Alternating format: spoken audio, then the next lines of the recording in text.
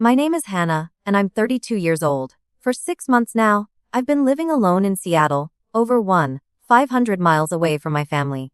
Not a single one of them noticed I was gone. The relief of finally living my own life was incredible. It felt like breathing fresh air after being underwater for years. Then yesterday, my phone rang with my dad's number. My stomach dropped. My little brother Kyle is getting married. And suddenly they remember I exist. As I share this journey of standing up for myself, drop a comment letting me know where you're watching from. Don't forget to like and subscribe if you've ever had to set boundaries with family who never really saw you. Growing up in the Miller family meant being one of 3 kids. But somehow, it always felt like I was on my own. My father, Thomas, was a successful attorney. He was a commanding presence who expected perfection. My mother, Diana, was the perfect homemaker. She orchestrated our lives with spreadsheets and schedules. Then there were my brothers. James was the firstborn golden child, 4 years older than me. He excelled at everything, from school to sports. Kyle was the baby of the family, 6 years younger than me. His every accomplishment was celebrated like a national holiday. I was the middle child, the forgotten one. I was caught in the empty space between 2 stars. It wasn't that my parents were cruel or even intentionally neglectful. They just seemed to look right through me. Their eyes were always fixed on my brothers instead. I still remember my high school graduation. I had worked hard to become valedictorian. I spent countless nights studying while my friends were out having fun. The ceremony was on a Thursday afternoon. When I looked out at the sea of faces as I gave my speech, I couldn't find my family. Later, I learned that James had a college baseball game that day. My parents had decided that was more important. Kyle had a cold, so my mom stayed home with him. No one even apologized for missing it. Then there was the art contest I won in college. I had poured my heart into a series of paintings that showed my feelings of invisibility. The irony wasn't lost on me when no one came to the award ceremony. When I brought home the blue ribbon, it was brushed aside. Kyle had made the junior varsity basketball team that same week. I tried everything to get their attention. I changed my appearance, going from preppy to goth to bohemian. But no one seemed to notice. I joined clubs, took up sports, and volunteered for charities. I did it all in hopes that someone would see me and say, "Wow, Hannah, you're really making a difference." But those words never came. The constant overlooking took a toll on me. I developed a habit of making myself smaller. I spoke more quietly. I took up less space. I became skilled at anticipating what others needed while ignoring my own needs. In social situations, I was the listener, the supporter. I was the one who remembered birthdays and sent thoughtful cards, even as my own celebrations were forgotten. After college, I took a job as a graphic designer at a marketing firm in our hometown of Denver. It was a stable career with decent pay, but it wasn't impressive enough to earn more than a passing nod from my father. He considered anything outside of law, medicine, or finance to be a hobby, not a real profession. "When are you going to get a real job?" he would ask at family dinners.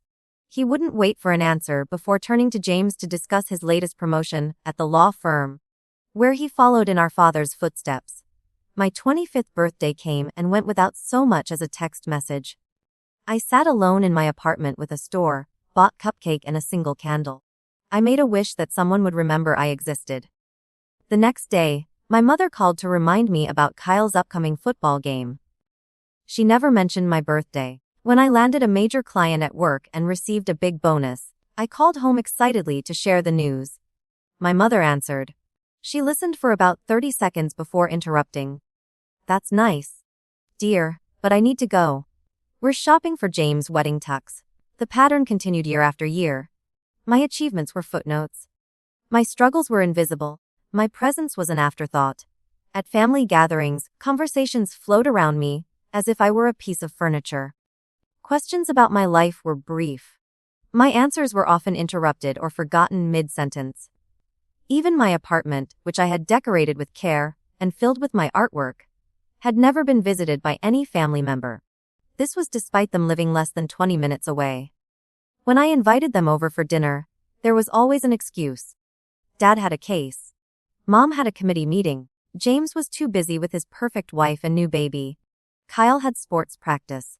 The isolation was crushing, but it became my normal. I learned to lower my expectations until they were almost non-existent. I stopped hoping for recognition or validation. I convinced myself that this was just how families were. Maybe I was asking for too much, wanting to be seen and heard and valued. But deep down, in a place I rarely allowed myself to visit, I knew this wasn't right. I knew I deserved more than to be the ghost in my own family, the empty space between chapters in their story. I deserved to be a main character, at least in my own life. That realization was a seed planted in the darkness, waiting for the right conditions to grow. The moment everything changed was so ordinary, it was almost poetic. It was at our annual 4th of July barbecue. It was a tradition my mother organized with military precision. The backyard was decorated in red, white, and blue. The grill was sizzling with perfectly marinated steaks. The table was set with the special holiday plates my mother only used once a year. Everyone was there. My parents, James and his wife Laura with their 2-year-old son Ethan, Kyle, and his girlfriend Jessica, who had been together since high school and were clearly heading toward engagement.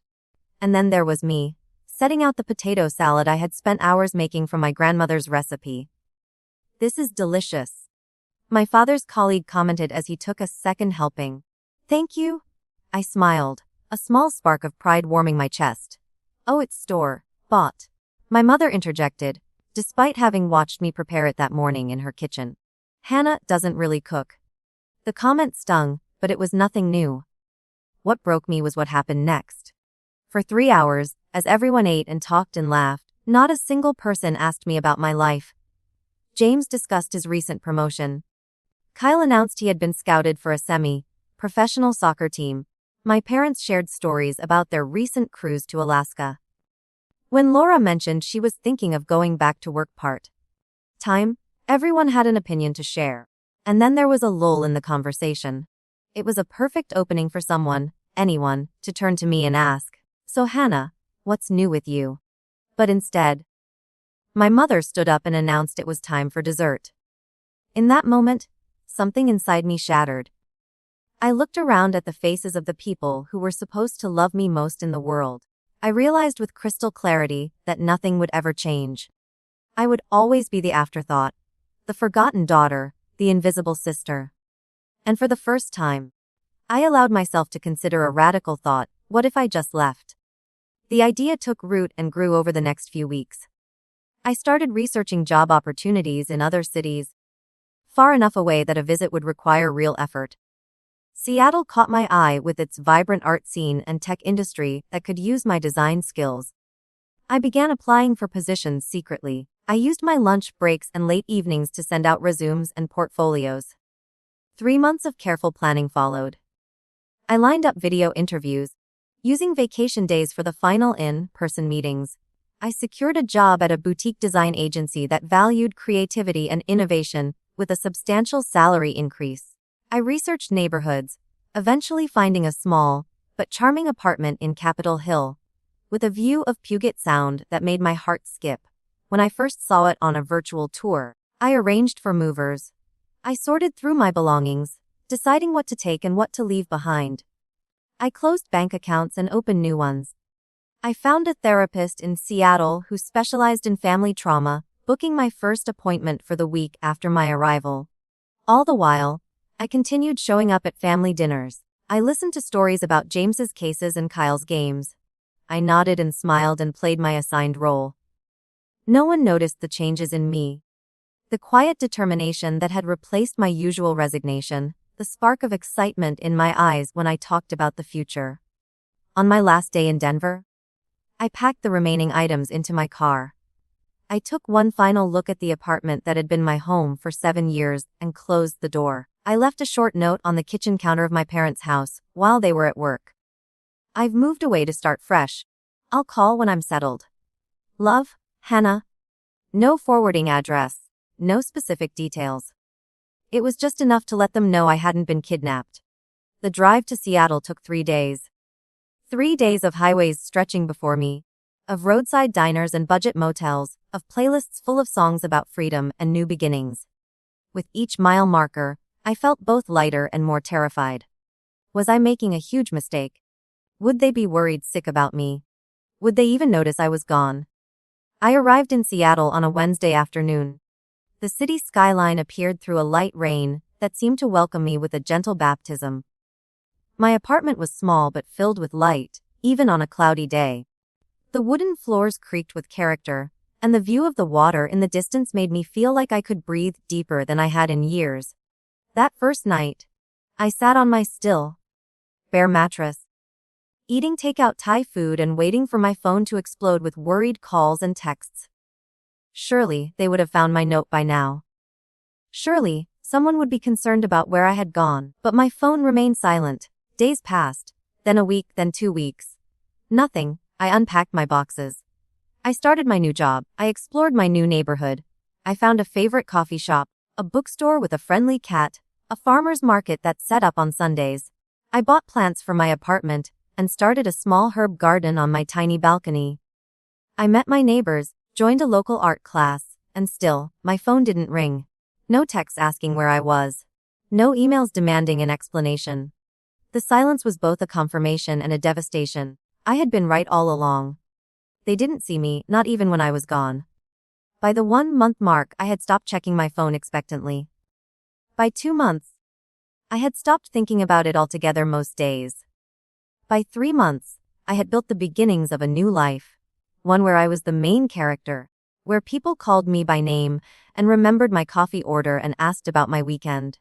And by 6 months, I had almost convinced myself that I was okay with the fact that my family hadn't noticed I had vanished from their lives. Almost. Seattle embraced me in a way my family never had. My apartment quickly became a sanctuary, decorated with artwork I created and treasures I found at local vintage shops. The morning light streamed through my east-facing windows, illuminating the small dining nook, where I started each day with coffee and sketching. From my tiny balcony on clear days, I could see the shimmering waters of Puget Sound, a constant reminder of how far I had come and the vastness of possibilities ahead. My neighborhood was alive with creativity. Street performers played music on corners, murals brightened brick walls, and small galleries showcased local artists. I found myself wandering these streets on weekends, soaking in the energy that felt so different from the sterile, achievement-oriented environment I had grown up in. The design firm where I worked, Horizon Creative, occupied the top floor of a renovated warehouse. Floor-to-ceiling windows flooded the open workspace with natural light, and plants thrived in every corner. Unlike my previous job, where I had been told to execute other people's visions, here I was encouraged to bring my own ideas to the table. "We hired you for your perspective, Hannah," my manager, Denise, told me during my first week. "Don't be afraid to share it." Those words were revolutionary to someone who had spent a lifetime being overlooked. In meetings, people actually turned to hear what I had to say. My ideas weren't just acknowledged, they were implemented. Projects were assigned based on who had the best vision for them, not seniority or office politics. It was at Horizon that I met Sarah, a copywriter whose desk faced mine across our shared workspace. With her bright blue hair and collection of vintage brooches, she was unlike anyone I had been friends with before. She invited me to lunch my first day, and by dessert, we were laughing like old friends. "You seem surprised when people pay attention to you," she observed one day as we shared dumplings at our favorite lunch spot. I nearly choked on my food. "Is it that obvious?" "Only to someone who's been there," she said with a knowing smile. "Family stuff." I nodded, not ready to share details. She didn't push. And that respect for my boundaries made me trust her even more. Sarah introduced me to her circle of friends, a diverse group of creatives, tech workers, and educators who gathered for trivia nights, weekend hikes, and impromptu potlucks. For the first time in my life, I was building relationships that weren't overshadowed by family dynamics or long, established roles. My neighbor Marcus, a retired jazz musician who lived across the hall, became another unexpected friend. I met him when I locked myself out during my second week, and he helped me contact the building manager. After that, he made it his mission to introduce me to the real Seattle, taking me to hidden jazz clubs and hole-in-the-wall restaurants tourists never found. "You've got an old soul," he told me after listening to me play his piano one evening. But you're just now letting it speak. Through Marcus, I joined a local arts collective that met monthly in a converted warehouse space. There, I reconnected with my love for painting. Something I had abandoned after college, when no one seemed to care about my art. The collective welcomed all skill levels, and for the first time, I created without worrying about external validation. As winter turned to spring, I found myself rediscovering passions I had suppressed for years. I took cooking classes at a small culinary school, learning to make pasta from scratch and master the perfect risotto. I joined a yoga studio 3 blocks from my apartment, gradually becoming stronger and more centered, both physically and mentally. But perhaps the most significant change was starting therapy. Dr. Winters, a compassionate woman in her 50s, helped me understand the dynamics that had shaped my family relationships and my sense of self. You were parentified from a young age, she explained during one session, expected to be emotionally self-sufficient while simultaneously being rendered invisible. Is that why it felt normal? I asked. To be forgotten. We normalize what we grow up with, she nodded. But that doesn't make it healthy. A week by week, I unpacked years of neglect and invisibility. I learned to recognize patterns, to name feelings I had suppressed, to validate my own experiences without needing external confirmation. The work was painful but necessary, like setting a broken bone so it could finally heal properly. The changes weren't just internal. Colleagues commented on my growing confidence.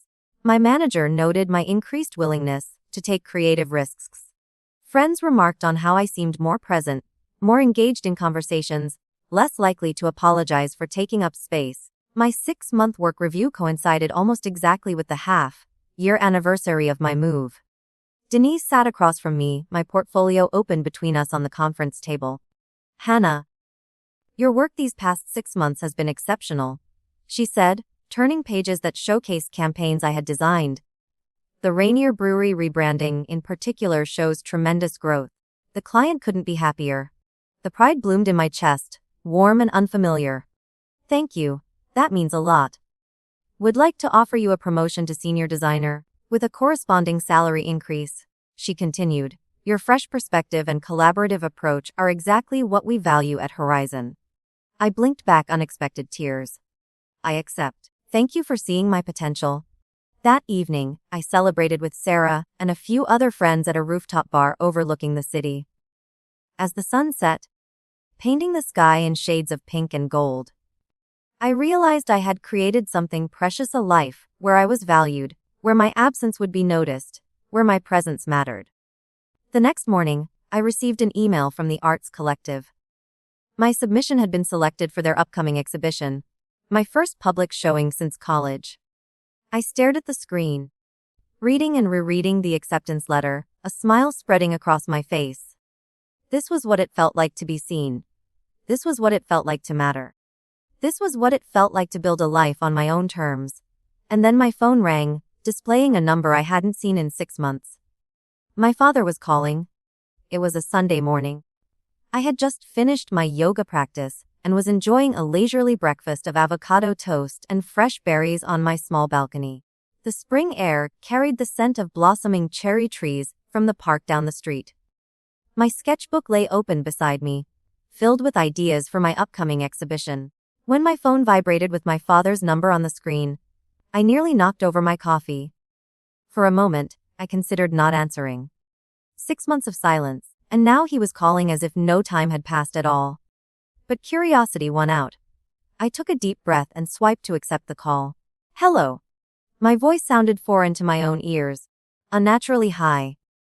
Hannah? It's your father. His voice was exactly as I remembered it, authoritative and slightly impatient, as if I might have forgotten who he was in the span of 6 months. I have news. No? Are you? No, we've been worried sick. No acknowledgement of my absence whatsoever. Your brother Kyle is getting married to Jessica in June. The 27th, save the date. I gripped my coffee mug tighter, the ceramic warm against my suddenly cold fingers. 6 months of no contact, and this was what broke the silence, a save, the date call. I'm in Seattle now, I said, testing the waters, wondering if he would express surprise or concern. There was a pause, a brief moment of confusion. Seattle. Since when? 6 months ago. I left a note. Another pause, shorter this time. Well, that explains why we haven't seen you at Sunday dinners. Your mother thought you were just busy with work. 6 months of not seeing me at weekly family gatherings, and they assumed I was just busy, not sick, not in trouble, not worthy of a simple text message to check in. Anyway, he continued, as if my revelation was merely a minor detour in the conversation. The wedding is going to be at the Grand Summit Hotel. Very elegant affair. The Thompsons have invited half the city. It seems we need to make sure the family presents well. I closed my eyes, feeling a familiar tightness in my chest. Presents well. You know how these things are. Jessica's family is very connected in Denver. Your mother has already coordinated with Laura on their dresses. You'll need to get something in the same shade of blue. Navy, I think she said. I'll have her send you the color swatch. The absurdity of it all hit me then. 6 months without a word, and now I was expected to fly back to Denver, wear a matching dress, and smile for photographs, as if I were a beloved daughter and sister, rather than a forgotten accessory they had suddenly remembered they owned. I don't think I can make it, I said, surprising myself with the steadiness of my voice. What do you mean, you can't make it? Of course you can make it. It's your brother's wedding. I have commitments here. Work, an art exhibition. It would be difficult to get away. And my father's laugh was dismissive. An art exhibition, Hannah. This is family. This is important. Whatever little hobby show you have can wait. Little hobby show. The words stung, but they also strengthened my resolve. This was exactly why I had left. This constant diminishing of anything that mattered to me. It's not a hobby, Dad. It's my work. My art is being featured in a legitimate gallery exhibition. Listen to me. His voice took on the tone he used in courtrooms, the one that brooked no argument. This wedding is happening once. Your mother has already told everyone you'll be there. The family photos are planned. Kyle and Jessica are counting on you. I doubted very much that Kyle and Jessica had given my presence a moment's thought. But I didn't say that. I'm sorry. But I won't be attending. The silence that followed was different from the others, charged with an energy I recognized from childhood confrontations. The calm before my father's temper broke. Hannah Marie Miller, he said finally, each word precisely enunciated. I don't know what kind of phase this is. Moving across the country without telling anyone. Refusing family obligations. But it ends now. You will be at that wedding. You will wear the dress your mother selects. You will smile in the photos and be pleasant to the guests. A year ago, even 6 months ago, those words would have crushed my nascent rebellion. I would have acquiesced, bought a plane ticket, worn the navy blue dress, smiled for photos, and returned to Denver feeling hollow and unseen. But I wasn't that person anymore. No, Dad, I won't. Excuse me? I said no, I'm not coming. His voice rose, an unusual occurrence for a man who prided himself on his control. This isn't a request, Hannah! This is your family, your brother's wedding. You have responsibilities. Responsibilities. I laughed, the sound bitter even to my own ears. Psst.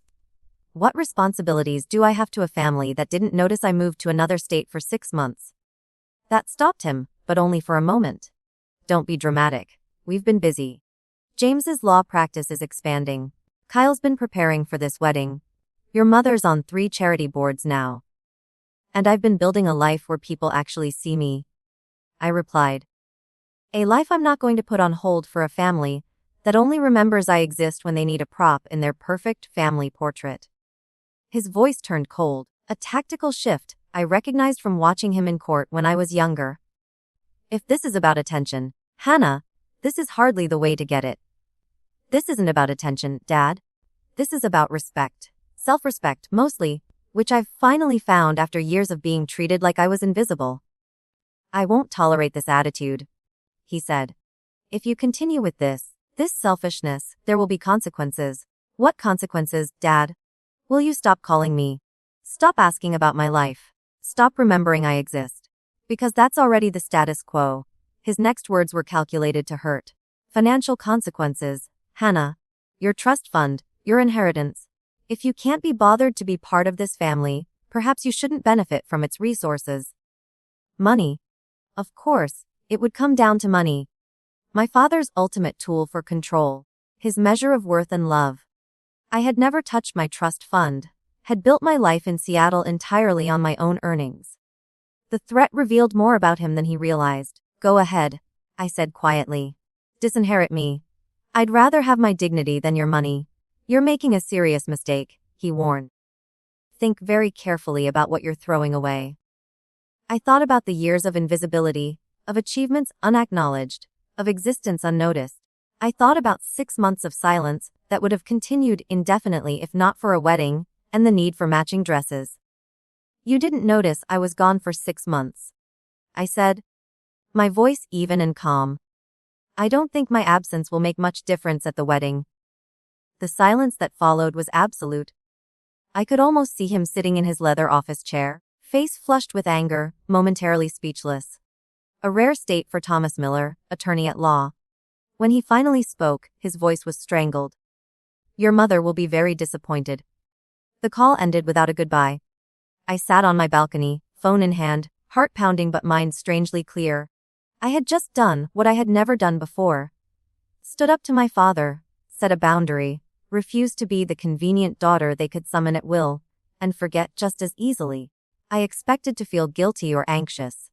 Instead, I felt light, as if I had set down a burden I had been carrying for decades. I picked up my sketchbook and began to draw. Colors flowing from my pencils in vibrant streams, creating an image of a woman standing alone on a cliff edge, arms outstretched, face turned toward the sun.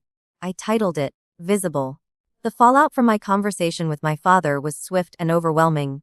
Within hours, my phone began lighting up with notifications, text messages, voicemails, emails, even notifications from social media platforms I rarely used. After 6 months of silence, it seemed my entire family had suddenly remembered how to contact me. My mother was the first. Her voicemail was a masterclass in passive aggression, her voice wavering between hurt and indignation. Hannah, I just spoke with your father. I can't believe you would do this to Kyle and Jessica. After everything we've done for you, this is how you repay us. By ruining your brother's special day. Call me back immediately. We need to discuss your dress fitting. Everything they'd done for me. I replayed the message twice, wondering if we had lived in the same reality all these years. And the fixation on the dress fitting, as if that were the pressing issue, rather than the fact that I had moved across the country, without anyone noticing. Next came a series of text messages from James, the peacemaker of the family, always trying to smooth over conflicts without addressing their root causes. Hey sis. Heard you're in Seattle now. Cool. Also heard you're not coming to Kyle's wedding. Dad's pretty upset. Mom's crying. Maybe reconsider. It's just one weekend. I stared at my phone, a familiar heaviness settling in my chest. Just one weekend. One weekend of pretending we were a close, loving family. One weekend of smiling for photos while being overlooked and diminished. One weekend of sacrificing my hard-won boundaries and self-respect.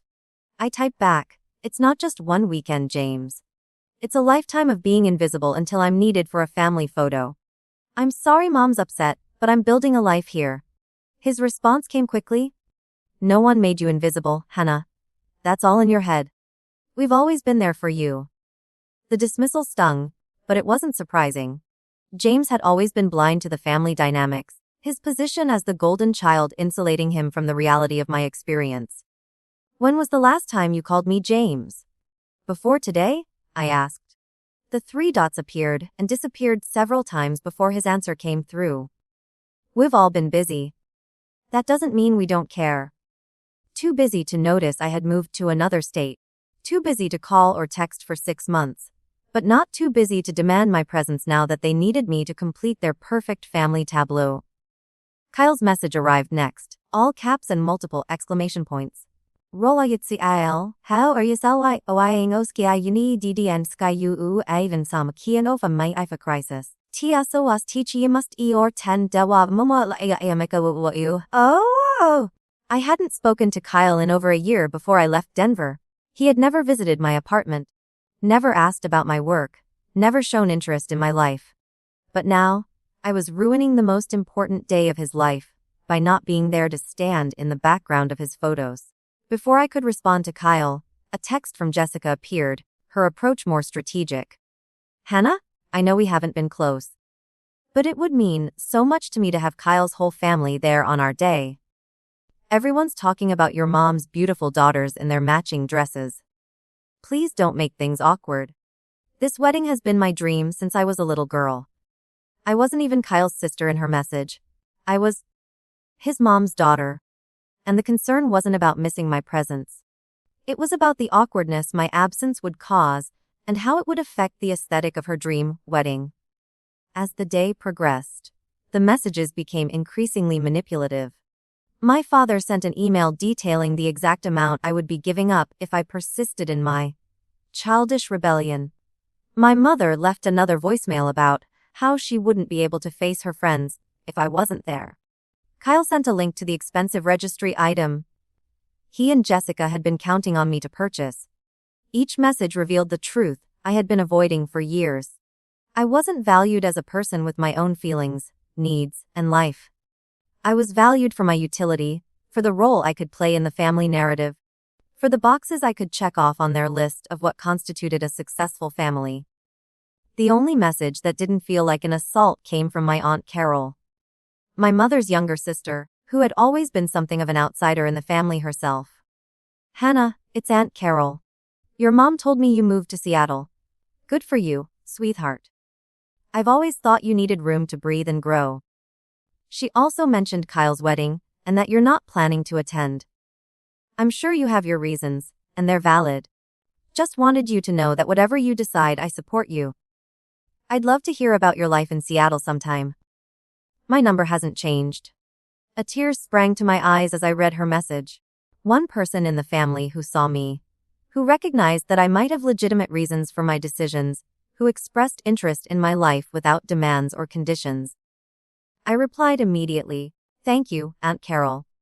That means more than you know. I'd love to catch up soon." By evening, I was emotionally exhausted. Sarah came over with takeout and wine, sitting with me on my small balcony as I showed her some of the messages. "Wow," she said, eyes widening as she read Kyle's all-caps tirade. "They really don't hear themselves, do they?" "They never have," I sighed, taking a long sip of wine. "I'm the unreasonable one for not dropping everything to play my assigned role. I'm selfish for having boundaries." Sarah leaned forward, her expression serious. "Listen to me, Hannah. What they're doing is gaslighting. They're trying to make you question your reality, your worth, your right to make choices about your own life. Don't let them." "I'm trying not to," I said. "But there's this voice in my head that still says, maybe I am being selfish. Maybe I should just go to keep the peace." "Would going bring you peace?" she asked simply. The question hit me like a physical blow. Would it bring me peace to return to a place where I was invisible? To people who only valued what I could do for them, not who I was, to a dynamic that had wounded me so deeply I had fled across the country to escape it. "No," I whispered. "It wouldn't." "Then you have your answer," Sarah said, squeezing my hand. "Your peace matters, Hannah. You matter." That night, I turned off my phone and slept better than I had in days. In the morning, I woke up feeling clearer, stronger in my resolve. I wrote out thoughtful but firm responses to each family member, setting my boundary without apology or excessive explanation. To my mother, "I'm sorry you're upset, but I won't be attending the wedding. My life and commitments in Seattle are important to me. I hope you can respect my decision." To James, "I understand you're trying to keep the peace, but this is not a simple misunderstanding. This is about years of feeling unseen and unvalued.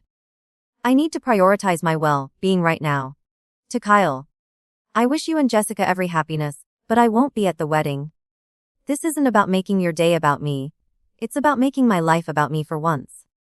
To my father, I sent nothing. His threat to disinherit me required no response. I thought that would be the end of it, that they would write me off as the difficult, selfish daughter and sister, perhaps complain about me at the wedding, but ultimately move on with their lives as they had when I was physically present, but emotionally absent. I was wrong. 3 days later, as I was leaving work, my phone rang with Aunt Carol's number. "Hannah," she said, her voice tense, "I thought you should know. Your parents and Kyle are flying to Seattle tomorrow. They got your address from James, who apparently still had your old emergency contact information. They're coming to talk some sense into you about the wedding. My stomach dropped. They're coming here. To my home. Les, she confirmed. And they're not in a reasonable frame of mind. I tried to talk them out of it. But you know how your father gets when he thinks he's right. I thanked her for the warning, and immediately called Sarah, panic rising in my chest. They can't just show up at my door and bulldoze me, I said, pacing my apartment. This is exactly why I left Denver in the first place. Then, don't let them, Sarah said firmly. This is your home, your territory. You set the rules here. She was right. This wasn't their house, where I had always felt like an unwelcome guest. This was my space, my sanctuary. The place I had created for myself. If they were coming to Seattle, they would be meeting a different Hannah than the one who had slipped away 6 months ago. One who had found her voice, her boundaries, and her worth. I spent the evening preparing myself mentally for the confrontation, rehearsing what I would say, how I would remain calm but firm. Dr. Winters had taught me techniques for staying grounded during emotional conversations, for not being pulled back into old family dynamics. Remember, she had told me in our last session, you can't control their reactions, only your responses. I repeated this to myself like a mantra as I fell into an uneasy sleep, bracing myself for whatever tomorrow would bring. They arrived unannounced on a Tuesday afternoon. I had just returned from a meeting with the gallery curator about my upcoming exhibition when I saw them in the lobby of my apartment building. My father in his trademark charcoal suit, my mother clutching her designer handbag like a shield, and Kyle looking uncomfortable in his business casual attire that seemed at odds with his usual athletic clothes. My first instinct was to turn around and leave, to avoid the confrontation altogether. But I took a deep breath, remembering Dr. Winter's words about staying grounded, about owning my space and my truth. Hannah? My father's voice boomed across the lobby, drawing the curious glance of the building's security guard. There you are. I approached them slowly, aware of my heart pounding in my chest. You could have called to let me know you were coming. Would you have answered? My mother asked, her voice tight with accusation. Yes, I said simply. I always answer my phone. A flicker of something, doubt, shame, crossed her face before she composed herself again. Can we talk somewhere private?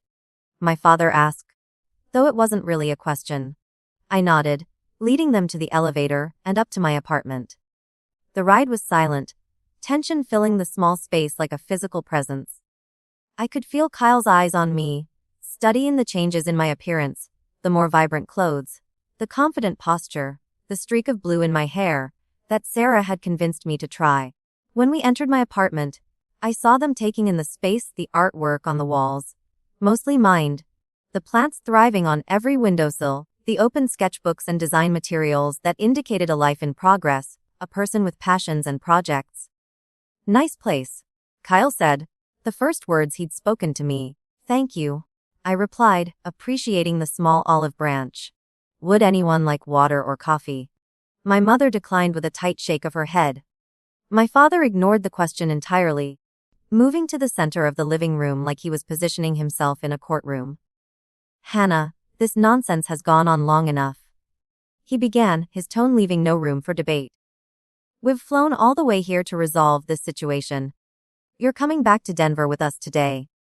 We have a dress fitting scheduled for tomorrow morning, and your mother has already told everyone you'll be at the wedding.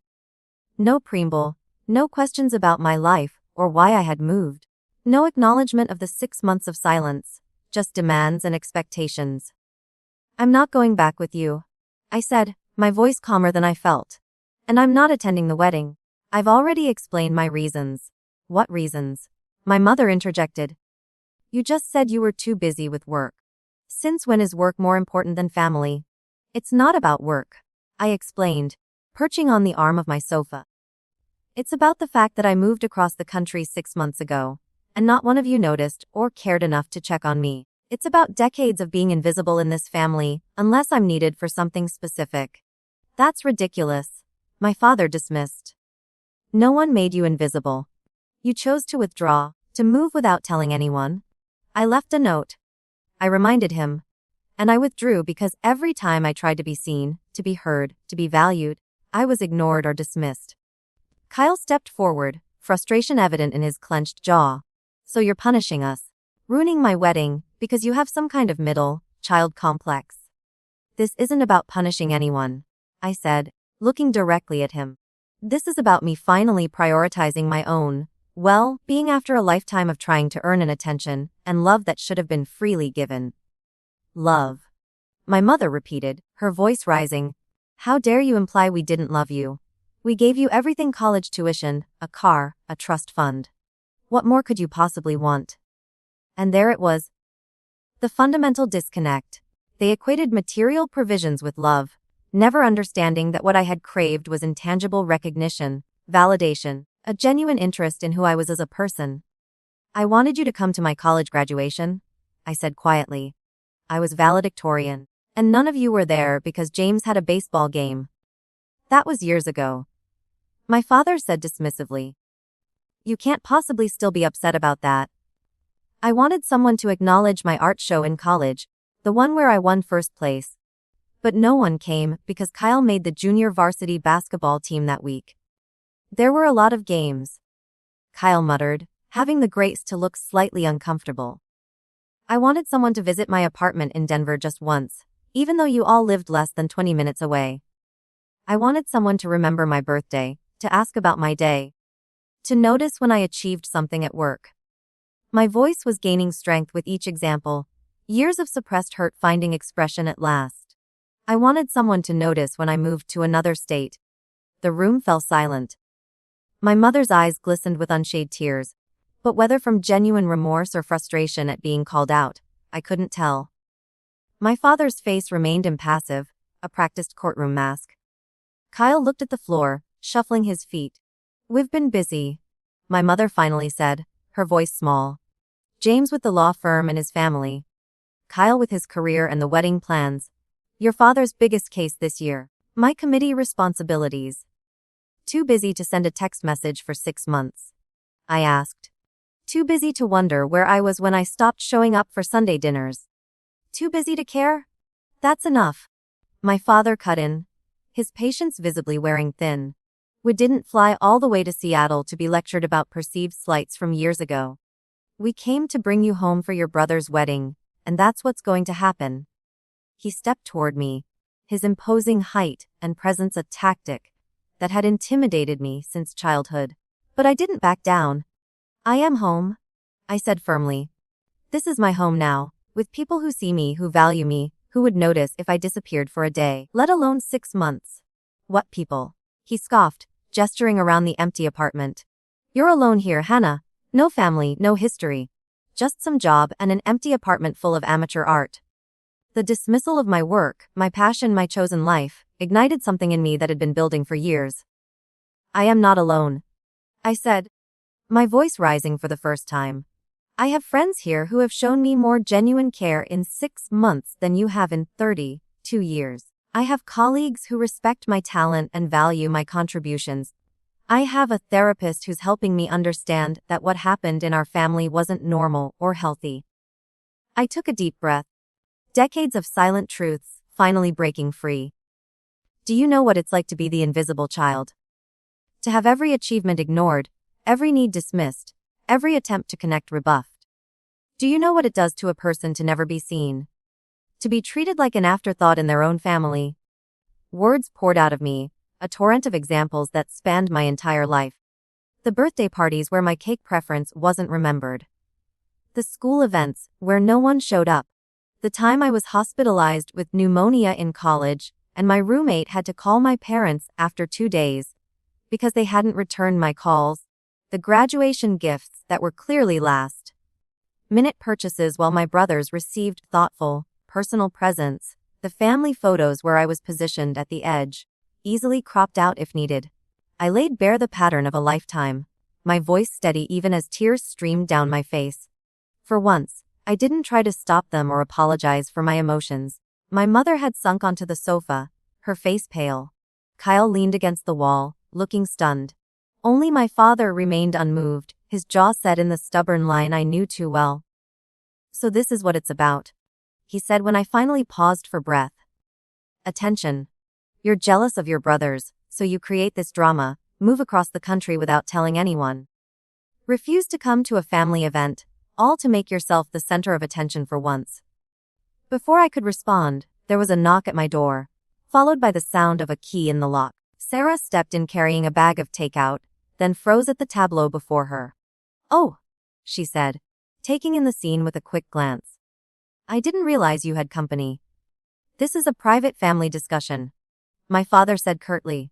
Sarah's eyebrows rose, but instead of retreating, she moved to stand beside me, her presence solid and reassuring. "I'm Sarah," she said, extending no hand to shake. "Hannah's friend. The one who would notice if she disappeared for 6 months." My father's face darkened at the pointed comment. "This doesn't concern you." "Actually, it does," Sarah replied calmly. "Because Hannah concerns me, her well-being concerns me. And right now, 3 people who ignored her existence for half a year are in her home trying to bully her into doing something she doesn't want to do. So, yeah, I'd say that concerns me." The dynamic in the room shifted. With Sarah beside me, I was no longer alone, facing my family's united front. The balance of power had changed. "I've built a life where I'm valued and seen," I said, my voice steady and clear. "I won't go back to being invisible." "This isn't about being invisible," my father insisted. "This is about family obligation. This is about doing the right thing for your brother on his wedding day." "Family obligation goes both ways," I countered. "Where was your obligation to me all these years? Where was your obligation when I needed support, recognition, love?" "We've always loved you," my mother said, her voice breaking. "We've always wanted the best for you." "The best for me isn't being a prop in a family photo," I replied. "The best for me is being respected as an individual with my own life, my own choices, my own boundaries, and my boundary right now is that I will not attend the wedding." The finality in my voice seemed to register at last.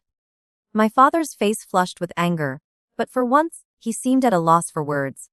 My mother dabbed at her eyes with a tissue. Kyle pushed off from the wall, suddenly animated. "This is ridiculous," he exploded. "All this drama because you want more attention. Grow up. Hannah! Life isn't fair. Not everyone gets to be the star all the time." "I never wanted to be the star," I said quietly. "I just wanted to be part of the constellation." The simple truth of it hung in the air, impossible to dispute without revealing the fundamental inequality at the heart of our family dynamic. Finally, my father spoke, his voice cold and formal. "I see you've made your choice. Don't expect us to accommodate your demands for special treatment in the future." He turned to leave, gesturing for my mother and Kyle to follow. My mother hesitated, looking back at me with an expression I couldn't quite read. Regret, perhaps, or simply confusion at how things had spiraled so far out of her control. "Hannah?" she began, but seemed unable to find the words to continue. "I love you, Mom," I said softly. "I always have. That's why this hurts so much." She nodded once, tears spilling down her cheeks, then followed my father to the door. Kyle lingered for a moment, conflict evident in his expression. "For what it's worth," he said awkwardly. "I didn't know about the art show in college. No one told me." "That's kind of the point, Kyle," I replied, not unkindly. "No one thought it was important enough to mention." He nodded, understanding dawning in his eyes, perhaps for the first time. "Take care, Hannah."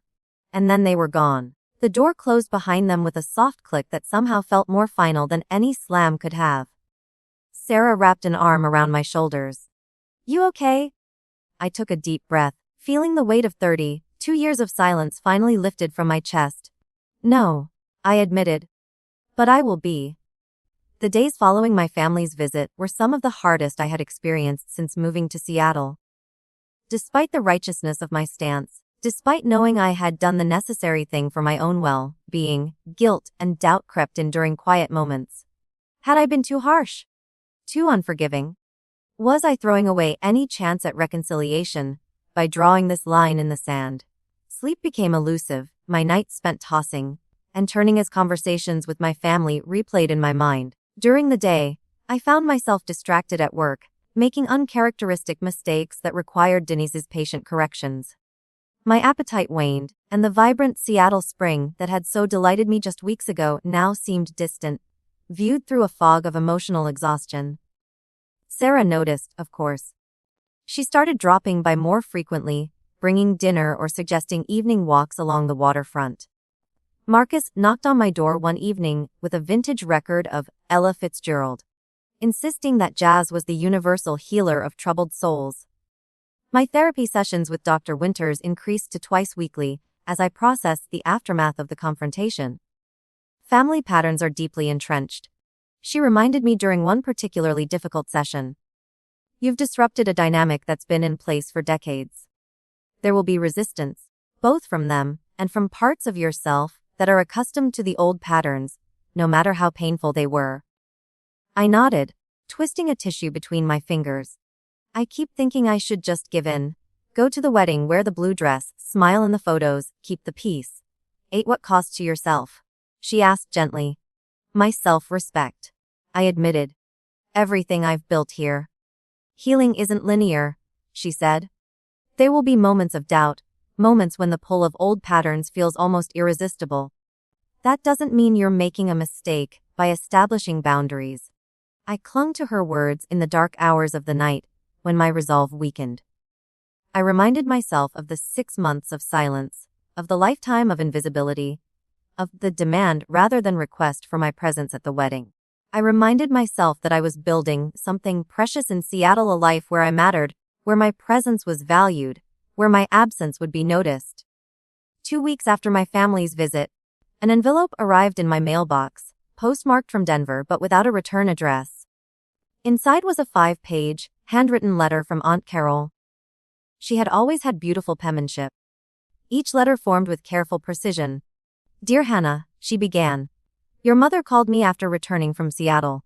She was upset, confused, and I think beginning to realize some uncomfortable truths about the family dynamic.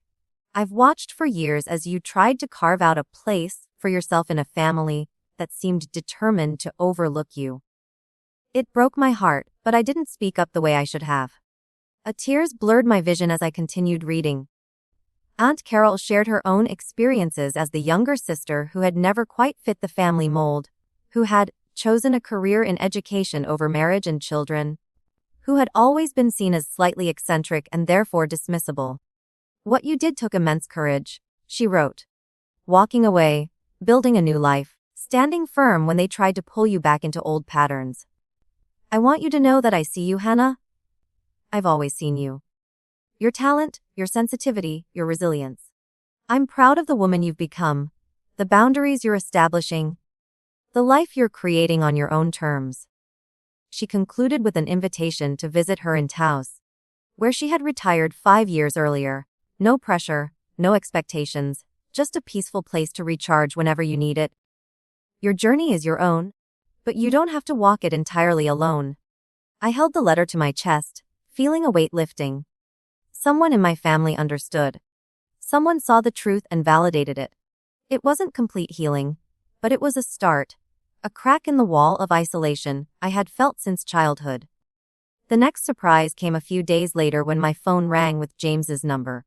I hesitated before answering, bracing myself for another attempt at manipulation. Hannah, he said when I picked up, his voice uncharacteristically subdued. Do you have a minute to talk? I'm listening, I replied cautiously. I've been thinking about what happened, what you said about feeling invisible all these years.